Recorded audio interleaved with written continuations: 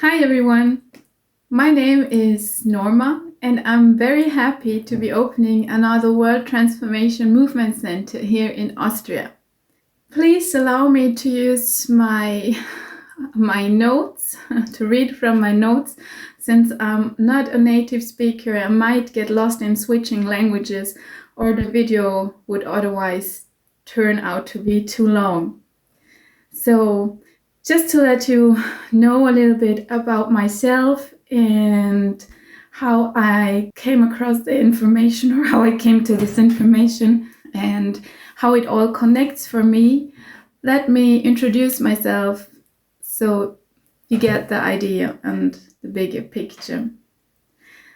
So I have a master's degree in psychology from the University of Vienna and a postgraduate degree in clinical and health psychology. I've always worked in the social field, in the social sector, with people facing very different life and personal challenges and having very different backgrounds also. And right now I'm working in the field of school social work with children, juveniles, their parents, and teachers. I'm the daughter of a Mexican mother and an Austrian father, and I grew up in a three-generational household together with my sister, my parents, and my grandparents. On a regular basis, we travel to Mexico and visit the other part of my family.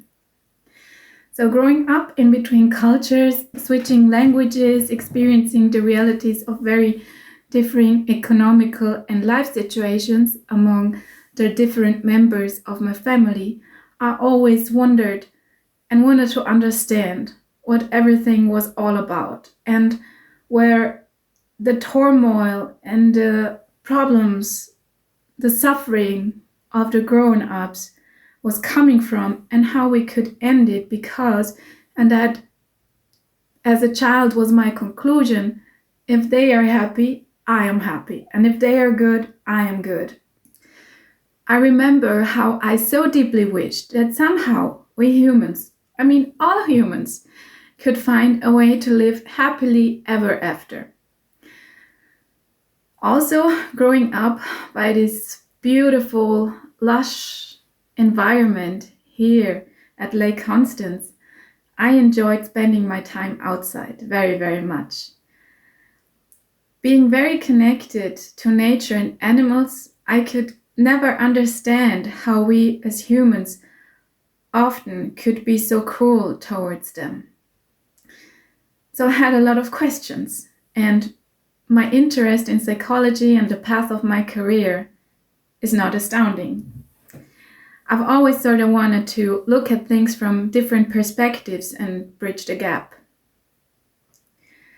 Then over the past years, and especially since I became a mother, my efforts to find deeper understanding, useful and ever more holistic concepts explaining our human behavior as well as techniques to provide effective relief and healing grew. So I searched for differing scientific and intellectual approaches. I listened to thinkers of the left, right, middle, and the margins. I dipped my feet into aspects of yoga and learned about mindfulness and meditation. I developed a growing interest in the mind-body connection and especially of developmental trauma. And until recently, I also attended a very inspiring local wilderness school. And over the past years since I'm back in my hometown of Höchst, I participated in a local political party and worked for an intercultural women's project. And all this as to learn from different perspectives and try to add something positive to it all, to society. So wherever I look, people are making such an effort and they dedicate their life into bringing relief and healing into this world with, for example, ever more evolved, scientific, sophisticated, traditional, ancient, or everything in combination ways of coping, and personal healing. There are such a lot of truly wonderful people, teachers, healers out there to whom I'm truly grateful. And I could see good things resulting, good things within me and others, resulting from all the efforts we make, but still, I could never see a light at the end of the tunnel of our perpetuating way of destructive behavior. And I had this uneasy feeling that, well, sort of like an uneasy feeling when thinking about us humans as being the only species that has to make such an effort to come to an inner place of easy being and calmness. Until I came across Jeremy Griffith and his synthesis, his biological and scientific macro explanation of our human condition and our human journey here on this planet. I found a totally sound and resonating and scientific, mind-blowing and mind-soothing explanation for our capacity for good and evil, for the very ways in which we display love and anger, and for our capacity to do such great things, but then also to be so destructive. An explanation for our growing detachment from our true selves, from our true loving selves, and from our home, nature. So basically, all the questions I have ever had concerning our human behavior and emotion, they are being answered by the explanations in this book, Freedom, the End of the Human Condition. In spite of my university studies and reading scientific literature, I always had wondered whether science and religion or our need for spirituality could ever come together, whether there was a kind of purpose and meaning to plain existence and thus our existence in the way I felt it rather than only stemming from chaos. I always wanted to find answers as with regards to the differences and struggles between men and women. And also, for example, why my boys would play warlike games and behave in such boyish ways, seemingly motivated from in themselves. And also, since I bear the heritage of two very different worlds within me, I always wondered how we humans could be so different, as for example, with regards to my experiences concerning aspects of modern Europe in contrast to indigenous ways of living in Mexico. Why has the modern world been behaving in such a blind and cruel way towards people living in indigenous or traditional ways? How can the aggressor and the victim within me come to peace and understanding of each other? I'd never had an answer to these questions, but I found them now in the book. It's incredible. What else? I'm so happy I found this information because it provides a truthful understanding about music and the arts, of which as a child and until my early 20s I had been so fond of, but at a certain point I had to let go of. I think the content of Freedom really got hold of me when the book The Catcher in the Rye was mentioned with regards to what goes on within us in our teens, by explaining the most important psychological event in a human life, namely resignation.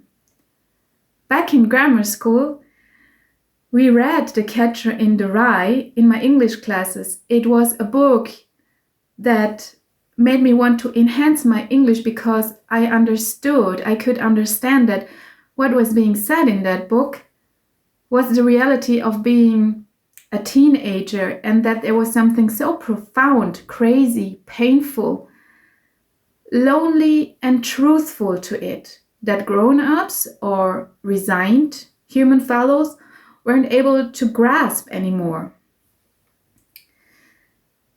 Wherever I have moved, I always take that piece of truth with me. I could never throw that book away. As a mother, and with the things I had come to feel and think regarding motherhood and love, I was so relieved to find out about our loving, nurturing origins, about the true power of love. And as a psychologist, I was fascinated to find a biological explanation of love, and excited by the explanation given with regards to the emergence of conscious thought and its implication concerning our human development. So the information in this book is based on first principle science. It integrates pre-scientific and philosophical thinking, as well as our most inner truth as brought to life by music and the arts. It touches on all relevant aspects of our human life and behavior, and for the first time gives us a tool of consciously understanding other people, ourselves, nature, and our role and place in it. It's all explained. It's all good. These understandings bridge the gaps and put everything into place. The thing is, the knowledge presented in the book Freedom unleashes a massive paradigm shift concerning our perception and way of thinking as soon as one understands and welcomes the honesty of the provided content. There's no one there to tell you what to do or how to behave. And even though that might be unbelievable or even scary to some, that's how it is, and it's incredibly great. Just by understanding the information provided, everything falls into place. We can transform from within and feel calmer and compassionate. We can now come from a place of true understanding. It's incredible how people from all over the world with different cultural, religious, educational, whatever backgrounds are coming together through understanding this information. There's something absolutely real to it. I hope you feel inspired and that you want to learn more about freedom and its content. If you have any questions or wish to leave a comment, please feel welcome to contact me or other supporters of the World Transformation Movement. As you may have learned already, this is a non-for-profit organization, and all the material, the information is free in the internet. So, the tunnel has come to its end, and there's a light of conscious understanding and reconciliation waiting for us. I wish everyone could learn about it and come to this place of understanding. This brings healing to our thinking minds.